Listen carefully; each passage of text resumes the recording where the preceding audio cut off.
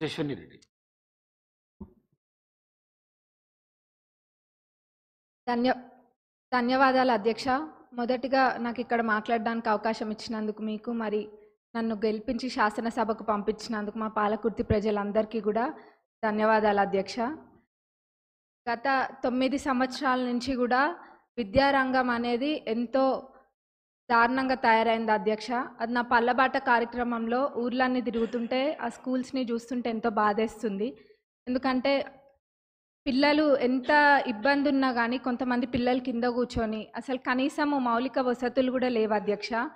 Toilets అయితే అవి ఎంత దారుణంగా ఉన్నాయంటే అక్కడ పిల్లలు అవి ఎట్లా యూజ్ చేస్తుండ్రు అన్నది చూస్తేనే చూసిన వాళ్ళకి బాధ అవుతుంది అధ్యక్ష. కొన్ని చోట్లనేమో అసలు టాయిలెట్సే లేవు, కొన్ని చోట్ల ఉంటే మెయింటెనెన్స్ లేదు, ఇంకొన్ని చోట్లనేమో అసలు ఎన్ని రిపేర్స్ ఉన్నాయంటే అధ్యక్ష అది పట్టించుకున్న నాదుడే లేడు అధ్యక్ష గత 10 సంవత్సరాలలో కూడా.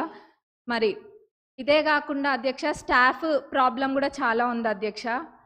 మరి ఇవన్నీ కూడా మరి గత 10 సంవత్సరాలు ఎడ్యుకేషన్ అంత వెనకాల ఎందుకు వేసిండ్రో అర్థం కావట్లేదు అధ్యక్ష. వేర్లు మంచిగా ఉంటేనే చెట్టు మంచిగా ఉంటుంది. మరి అసలు ఆ వేర్లే మంచిగా లేనప్పుడు మరి ఇంకా ఏమవుతారు, పిల్లల భవిష్యత్తు ఏం కావాలి అధ్యక్ష. మరి గవర్నమెంట్ స్కూల్స్ ఒకప్పుడు ఎంత మంచిగా ఉంటుండే అధ్యక్ష, ఇప్పుడు ఆ గవర్నమెంట్ స్కూల్స్కి పంపించాలంటే ఎంత లేనోళ్ళు కూడా ఆలోచిస్తుండ్రు అధ్యక్ష. అంటే వాళ్ళకి ఆర్థికంగా ఎంత భారమైనా కానీ ప్రైవేట్ స్కూళ్ళకి పంపించుకుంటుండ్రు అధ్యక్ష. ఎందుకంటే అక్కడ పోతే ఎటువంటి వసతులు లేవు కాబట్టి. కానీ ఇప్పుడు అయితే అధ్యక్ష మన ప్రభుత్వం అధికారంలోకి వచ్చినాక ఈ విద్యారంగం అనేది క్రమంగా మెరుగుపడుతుంది. అట్లనే ఇంటిగ్రేటెడ్ స్కూల్స్ అనేది కూడా నియోజకవర్గానికి ఒక ఇంటిగ్రేటెడ్ స్కూల్ ఇస్తా అనడం కూడా ఎంతో సంతోషంగా ఉంది అధ్యక్ష. అది అందరు పిల్లలు కూడా సామాన్యులు కూడా అందరూ ఇంటర్నేషనల్ స్కూల్స్లలో చదువుకున్న విధంగా అక్కడ చదువుకుంటారు అధ్యక్ష. మరి ఆ విధంగానైనా ఈ విద్యారంగం అనేది కొంచెం మంచిగా అవుతుంది అధ్యక్ష. మరి ముఖ్యంగా అధ్యక్ష ఈ టాయిలెట్స్ అనేది మటుకు చాలా పెద్ద సమస్య అధ్యక్ష. ఏదో చెప్పాలని కాదు, నేను నిజంగా అన్ని స్కూల్స్ విజిట్ చేస్తున్నా. మరి గతంలో వాళ్ళు చేయలేంది మన ప్రభుత్వంలో చేసి చూపిస్తామన్న నమ్మకం నాకు ఉంది, అది ఖచ్చితంగా కూడా చేస్తాం అధ్యక్ష. మరి అట్లనే బడ్జెట్కి వస్తే అధ్యక్ష, ఇప్పుడు ఈ సంవత్సరం బడ్జెట్లో ప్రాథమిక విద్యకు 17,931 కోట్లు, మరి ఉన్నత విద్యకు 2,859 crores అండ్ టెక్నికల్ ఎడ్యుకేషన్కి 490 crores చెప్పున మొత్తం ప్రభుత్వం కేటాయించింది అధ్యక్ష. మరి మొత్తం కలిపి చూస్తే 21,000 కోట్ల పైన అధ్యక్ష. మరి దీన్ని బట్టే తెలుస్తుంది మన ప్రభుత్వము ఈ శాఖకి ఎంత ప్రాధాన్యత ఇస్తుంది అనేది. ఎందుకంటే ఎవరైనా చదువుకుంటే చాలు, మన దగ్గర ఆస్తి ఉన్నా లేకపోయినా ఆ విద్య మనకు ఆస్తి అన్నది మన ప్రభుత్వం నమ్ముతుంది కాబట్టి ఈ విధంగా బడ్జెట్ పెట్టడం జరిగింది అధ్యక్ష. మరి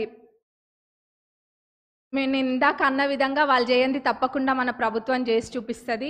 మరి మా పాలకుర్తి నియోజకవర్గానికి వస్తే అధ్యక్ష, దేవాదుల కింద మాకు ప్యాకేజ్ 6 అని ఉంటుంది అధ్యక్ష. మరి అన్నీ కంప్లీట్ అయినాయి కానీ అధ్యక్ష ఎందుకో మా ప్యాకేజ్ 6 మటుకు గత 10 సంవత్సరాలకు ఎంతో నిర్లక్ష్యానికి గురై ఉంది అధ్యక్ష.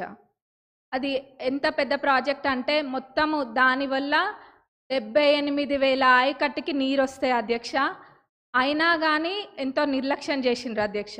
మొత్తం కలిపి కూడా 30-35% పనులు కూడా పూర్తి కాలేదు అధ్యక్ష. రైతులు అంటే అంత చిన్న చూప అధ్యక్ష. మనము ఇప్పుడు రైతుని రాజు చేసే ప్రభుత్వం మన ప్రభుత్వం అధ్యక్ష. కాబట్టి మన ప్రభుత్వంలో ఇది ఖచ్చితంగా చేయాలి అధ్యక్ష. మరి ఆ 30-35% కూడా కంప్లీట్ కాలేదు.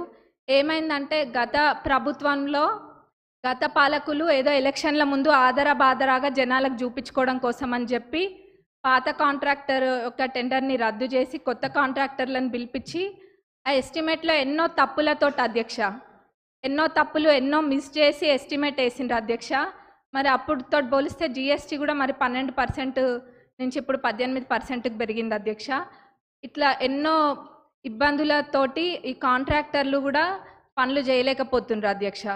కాబట్టి ఈ పాత ఎస్టిమేట్ని కొంచెం సవరించి కొత్త ఎస్టిమేట్ తయారు చేసి అట్లనే పనులని ప్రారంభించాలని చెప్పి మీ ద్వారా గౌరవ గౌరవ ఇరిగేషన్ మినిస్టర్ గారిని మరి గౌరవ సీఎం గారిని కోరుతున్నాం అధ్యక్ష. ఎందుకంటే చాలా పెద్ద ప్రాజెక్ట్ అధ్యక్ష. 78,000 ఎకరాలకి ఇది నీరు అందిస్తుంది కాబట్టి ఇది పెద్ద ప్రాజెక్ట్ అధ్యక్ష. దీన్ని మన ప్రభుత్వంలో పూర్తి చేసి చూపించాలి అధ్యక్ష మనము. మరి అట్లనే అధ్యక్ష కాలువలు అధ్యక్ష, కాలువలు కొన్ని చోట్ల అధ్యక్ష అన్ని చాలా మటుకు కాలువలల్లో అన్ని చెట్లు మొలిచి ఉన్నాయి అధ్యక్ష. దాన్ని కూడా ఎవరు పట్టించుకోలేదు. మళ్ళీ ఎట్లున్నారంటే ఇక్కడ సభలో అనొచ్చు అనొద్దో అదేదో వాళ్ళు చేయకుండా ఏదో 10 సంవత్సరాలు మనమే ఉండి పాలించినట్టుగా చెప్తున్నారు అధ్యక్ష. ఏమైంది కాలువల్లో అవి ఉన్నాయి ఇవి ఉన్నాయి అని. మరి నవ్వాలో ఏడవాలో తెలియదు అధ్యక్ష. కాబట్టి మేమే మా నియోజకవర్గంలో అయితే ఒక 30 కిలోమీటర్లకు పైగా మా సొంత డబ్బులతోటి మేమే పెట్టి అది తవ్విపియడం కూడా జరిగింది అధ్యక్ష. ఇక్కడ ఇదంతా ఇబ్బంది లేకుండా లైనింగ్ కాలువలు అన్నిటికీ కూడా లైనింగ్ చేయాలని మీ ద్వారా నేను కోరుతున్నా అధ్యక్ష. మరి అట్లనే అధ్యక్ష చివరిగా రుణమాఫీ, ఆ రోజు అందరము ఇక్కడున్న శాసనసభ్యులం అందరం కూడా ఎంతో నమ్మకంతో చెప్పినాము. గతంలో రుణమాఫీ పూర్తి స్థాయిలో చేసింది కాంగ్రెస్ ప్రభుత్వమే, ఇప్పుడు చేయబోయేది కూడా కాంగ్రెస్ ప్రభుత్వమే అని. అది మాటలకి మాత్రమే అంకితం కాకుండా అధ్యక్ష ఈరోజు అన్న విధంగా తప్పకుండా చేసి చూపిస్తుంది కాంగ్రెస్ ప్రభుత్వం అని చెప్పి ఈరోజు మనము చేయడం జరిగింది అధ్యక్ష. మరి ఇది అందరికీ ప్రతి ఒక్క కాంగ్రెస్ కార్యకర్తకి మరి ప్రతి ఒక్క రైతులకు కూడా ఇది గర్వించదగ్గ విషయం అధ్యక్ష.